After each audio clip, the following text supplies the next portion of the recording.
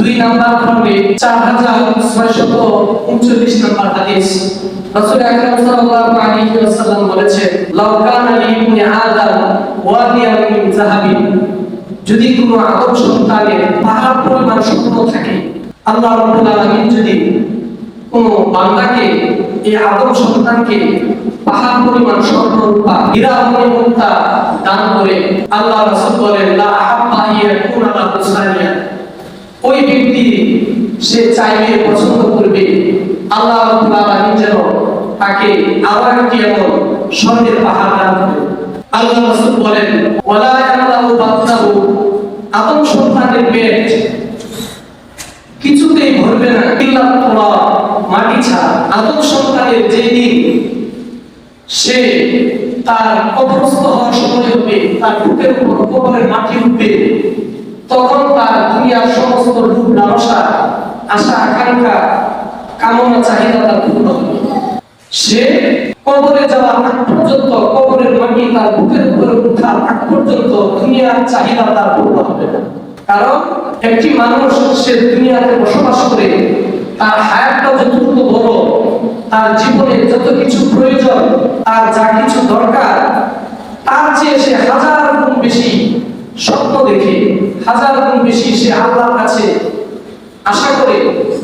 তার স্বপ্ন, তার সাধনা, তার আশা আকাঙ্ক্ষা এত বেশি হয় যে দুনিয়া তার থেকে যতটুকু প্রয়োজন তার চেয়ে হাজার গুণ বেশি তার আশা থাকে।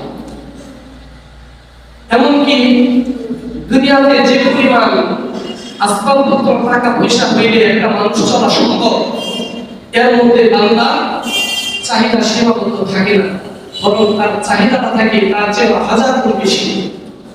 এই জন্য আল্লাহ রাসূল বলছেন, লা ইয়ামলাউ বাতনাহু ইল্লা তুরা, আদম সন্তানের পেট কবরের মাটি ছাড়া হবে না।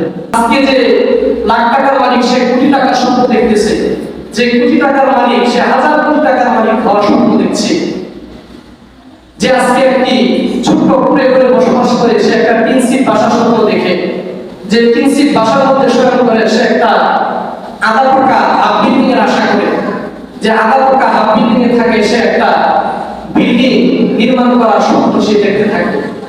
একটা বিল্ডিং হইলে পরে আরো 2টা বিল্ডিং কিভাবে করা যায়, একটা মিল ফ্যাক্টরির মালিক হইলে আরো 2-3টা কিভাবে হওয়া যায়, একটা দোকান হয়েছে আরো 2টা দোকান কিভাবে খোলা যায়, এভাবে তার স্বপ্ন শুধু সামনের দিকে তাকে অগ্রসর করতে থাকে।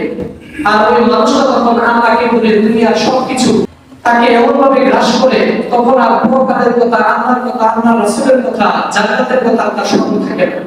সে দুনিয়ার ভোগ বিলাসিতার মধ্যে মত্ত হয়ে ওই স্বপ্ন অর্জনের পিছনে দৌড়াইতে থাকে আর আল্লাহকে হারায়। এই জন্য সবসময় চেষ্টা করতে হবে আল্লাহ তাআলা আমাকে যে অবস্থায় যতটুকু দান করেছে আল্লাহর প্রতি শুকরিয়া জ্ঞাপন করা, আল্লাহর প্রতি রাজি খুশি থাকা এবং আল্লাহর হুকুম আহকাম যথাযথভাবে পালন করা। তাহলে দেখা যাবে প্রকৃত সুখ শান্তি আমি পাবো এবং প্রকৃত সুখ শান্তি আমার জীবনে আসবে। আমার দুনিয়ার জীবন ধন্য হবে, পরকালের জীবন শান্তিময়, সুখময় এবং নিরাপদ হবে।